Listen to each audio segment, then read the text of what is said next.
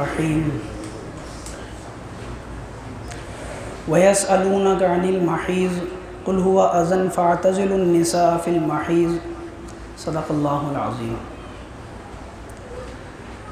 آج جو ہے 1.5 پارہ پڑھا گیا ہے، دوسرا پارہ آخر کا آدھا اور تیسرا پارہ مکمل۔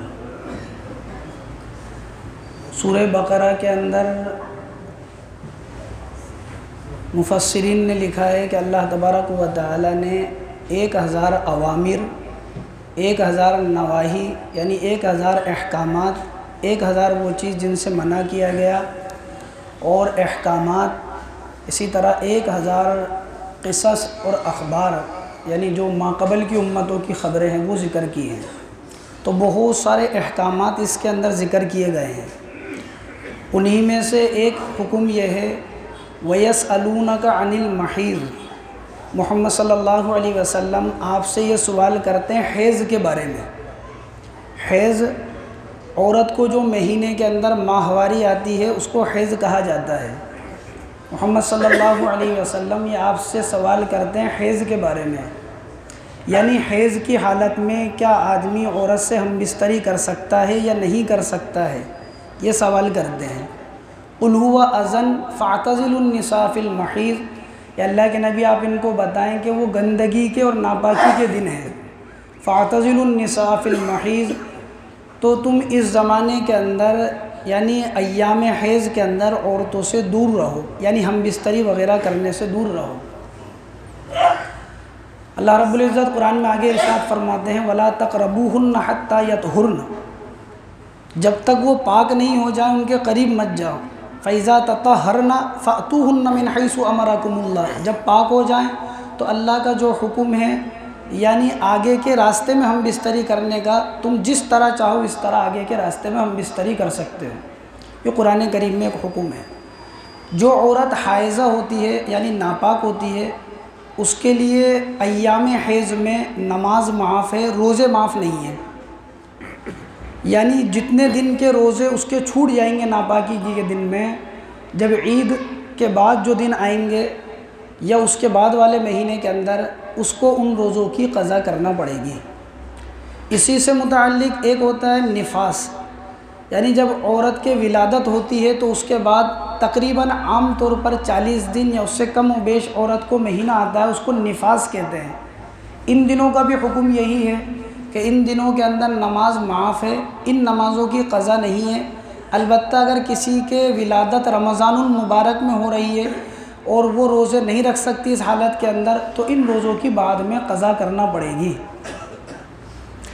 اسی سے متعلق ایک حکم یہ آتا ہے کہ عورت سے ہم بستری کرنا اور اسی طرح عورت کے پیچھے کے راستے کے اندر ہم بستری کرنا، عورت کے پیچھے کے راستے کے اندر ہم بستری کرنا یہ ناجائز اور حرام ہے۔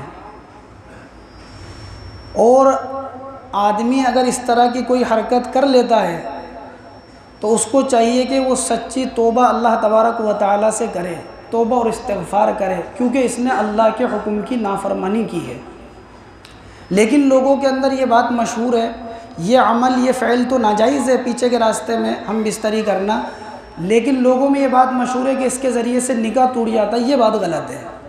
تو اللہ تبارک و تعالی قرآن کریم میں ارشاد فرماتے ہیں وَيَسْأَلُونَكَ عَنِ الْمَحِيضِ، آپ سے حیض کے بارے میں پوچھتے ہیں ان دنوں میں ہم بستری کر سکتے ہیں یا نہیں، آپ فرمائیں یہ گندگی کے دن ہیں، ان میں عورتوں سے دور رہیں۔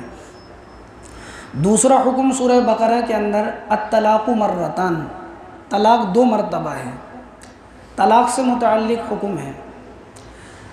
طلاق کے 3 درجے ہوتے ہیں، ایک طلاق احسن، ایک طلاق حسن، ایک طلاق بدعی۔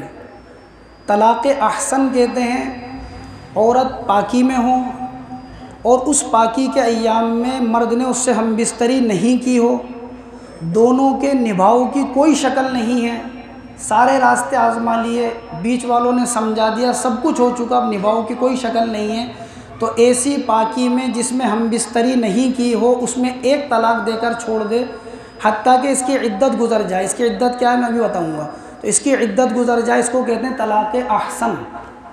دوسری ہے طلاق حسن، عورت پاک ہے، اس میں ہم بستری نہیں کی، اس میں ایک طلاق دے دی، دوسری مرتبہ دوسرا مہینہ جب آیا اس میں جب پاکی کے ایام آئے اس میں ایک طلاق دے دی، جب بھی اس سے ہم بستری نہیں کری، تیسرے مہینے میں جب پاکی کے دن آئے اس میں ایک طلاق دے دی، یعنی 3 طلاق الگ الگ 3 پاکیوں میں دے دی، اس کو کہتے ہیں طلاق حسن۔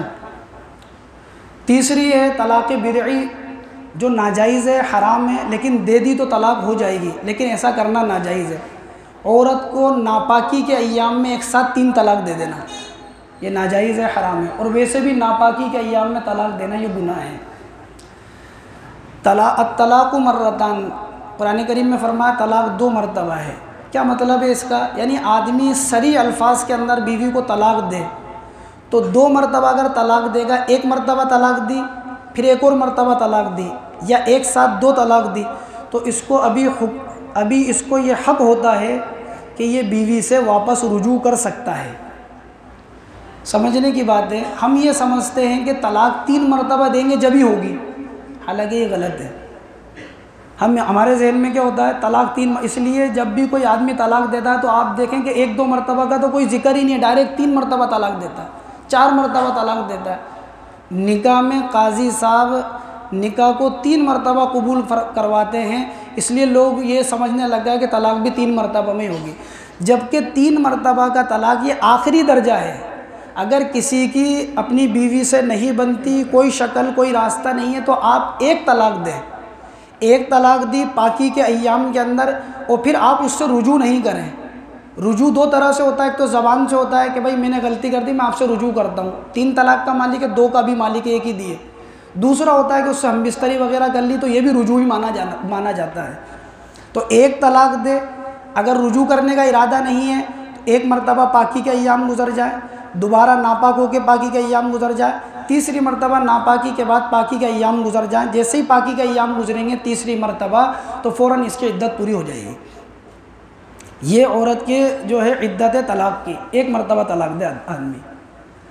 اور اگر اس کو کوئی نبھاؤ، دوسری طلاق کا جو حکم بتایا تھا طلاق حسن جسے بتایا تھا کہ 1 طلاق کا طریقہ یہ ہے کہ 1 پاکی میں طلاق دی، پھر دوسری پاکی میں طلاق دی، پھر تیسری پاکی کے اندر طلاق دے دی، یہ بھی ایک طریقہ ہے طلاق دینے کا۔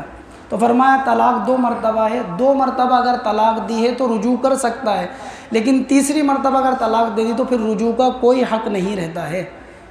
طلاق کی عدت کتنی ہے؟ قرآن کریم میں فرمایا والمطلقات یتربصن بانفسہن 3 قروء۔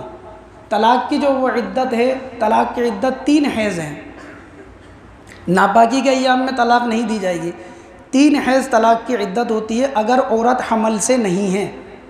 اگر عورت کو اس حال میں طلاق دی گئی کہ اس کے پیٹ میں بچہ ہے تو اس کی عدت جب تک بچہ نہیں ہوگا جب تک اس کی عدت ہے، اور اگر اس کے حمل نہیں ہے تو 3 ناپاکی اس کی عدت ہے۔ پاکی میں طلاق دی، ناپاکی کے ایام 1 مرتبہ گزر گئے، پھر دوسری مرتبہ ناپاکی کے ایام گزر جائیں، پھر تیسری مرتبہ ناپاکی کے ایام گزر جائیں، 3 مرتبہ جب ناپاکی کے ایام گزر جائیں گے، چاہے اس میں 2.5 مہینے لگے، چاہے اس میں 3 مہینے لگے، چاہے 3.25 مہینے لگے، 3 مرتبہ جب ناپاکی کے ایام گزر جائیں گے، جیسے ہی پاک ہوگی 4تھی مرتبہ میں تو اس کی عدت گزر جائے گی۔ یہ اس عورت کی عدت ہے جس کو مہینہ آتا ہے۔ اگر ایسی عورت کو طلاق دی گئی جو سن ایاز 55 سال 60 سال کی ہو گئی، یا کم عمر کی عمر میں شادی ہو گئی تھی، اس میں طلاق دے دی گئی، جس کو مہینہ ہی نہیں آتا، جس کو مہینہ آنا بند ہو گیا، تو اس کی عدت 3 مہینے ہے۔ اب عدت 3 طرح کی ہو گئی، ایک عدت تو جس کے پیٹ میں بچہ ہے اس کی عدت ہے جب تک بچہ نہیں ہو، ایک عدت ہے جس کو مہینہ آتا ہے 3 حیض 3 ناپاکی اس کی عدت ہے، ایک عدت جس کو مہینہ آنا بند ہو گیا یا مہینہ نہیں آتا ہے، بچی ہے کم عمر کی ہے، تو اس کی عدت 3 مہینے ہے۔ اللہ تبارک و تعالی تیسرا حکم سورہ بقرہ کے اندر جہاں بہت سارے احکامات ہیں ان میں ایک حکم یہ بھی ہے والذین یتوفون منکم ویذرون ازواجا یتربصن بانفسہن 4 اشہر و10۔ ان عورتوں کی عدت کا تذکرہ کیا جن کے شوہروں کا انتقال ہو گیا، یہ مطلقہ کی عدت تھی، اب ان کی عدت کا تذکرہ کیا جا رہا ہے جن کے شوہروں کا انتقال ہو گیا، عدت وفات جسے کہتے ہیں۔ اگر کسی عورت کے شوہر کا انتقال ہو جاتا ہے تو پہلی بات یہ ذہن میں رکھے کہ انتقال ہوتے ہی عدت شروع ہو جاتی ہے۔ ہم یہ سمجھتے ہیں جب جنازہ اٹھے گا جب عدت ہوگی، حالانکہ ایسا نہیں ہے، بلکہ جیسے انتقال ہوا، مثال کے طور پر کوئی شخص کسی دوسرے ملک میں رہتا تھا اور اس کا انتقال جو ہے 2 دن پہلے ہو گیا، عورت کو آج پتہ لگا ہے تو آج سے اس کی عدت کے دن نہیں شمار کیے جائیں گے، بلکہ جس دن انتقال ہوا اس دن سے اس کے عدت کے دن شمار ہو جائیں گے۔ وہ عورت جس کے شوہر کا انتقال ہو گیا اس کی عدت کتنی ہے؟ اگر وہ عورت حمل سے نہیں ہے، یعنی بچہ نہیں ہے پیٹ کے اندر، تو اس عورت کی عدت قرآن کہتا ہے یتربصن بانفسہن اربعۃ اشہر وعشرہ، 4 مہینے 10 دن ہے۔ اس میں تفصیل یہ ہے کہ اگر چاند کی 1 تاریخ کو انتقال ہوا ہے، چاند کی 1 تاریخ سے 4 مہینے لگائے جائیں گے اور 10 دن اوپر 4 مہینے 10 دن گنے جائیں گے، یہ عدت وفات ہے۔ اگر چاند کی 1 تاریخ نہیں ہے، 1 تاریخ کے علاوہ کوئی بھی تاریخ ہے تو 130 دن مکمل کیے جائیں گے، یہ عدت وفات ہے۔ عدت وفات کے اندر پوچھا جاتا ہے کہ بھئی کس کس سے عورت کا پردہ ہے۔ سب سے پہلی بات یہ ذہن میں رکھیں کہ پردے کا حکم عدت کے ساتھ متعلق نہیں ہے، بلکہ پردے کا حکم محرم اور غیر محرم کے ساتھ ہے اور ساری زندگی کا حکم ہے۔ ہم یہ سمجھتے ہیں کہ جب کوئی مرے گا تو پردہ کروائیں گے، حالانکہ ساری زندگی کا حکم ہے یہ پردے کا۔ عدت کے اندر ان سے پردہ نہیں ہے جن سے کبھی بھی نکاح نہیں ہو سکتا، جیسے باپ ہے، بیٹا ہے، اسی طرح پوتا ہے، نواسا ہے، خاص داماد ہے، سسر ہے، اسی طرح بھائی ہے، خاص بھانجا ہے عورت کا، خاص بھتیجا ہے عورت کا۔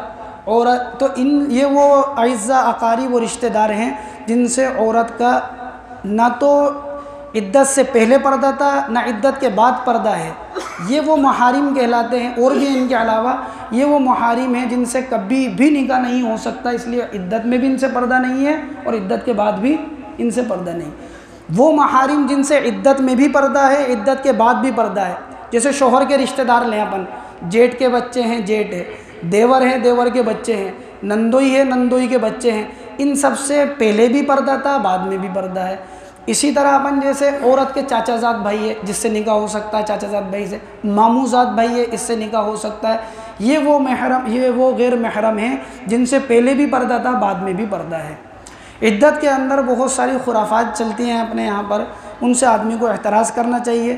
جب کسی کے یہاں انتقال ہو جاتا ہے تو کوئی عورت کہتی ہے کہ آسمان سے پردہ ہے، کوئی عورت کہتی ہے کہ چارپائی پر نہیں بیٹھ سکتے، کوئی عورت کہتی ہے کہ عورتوں سے ہی پردہ ہے، طرح طرح کی چیزیں چلائی جاتی ہیں، یہ سب بیکار اور لغو باتیں ہیں۔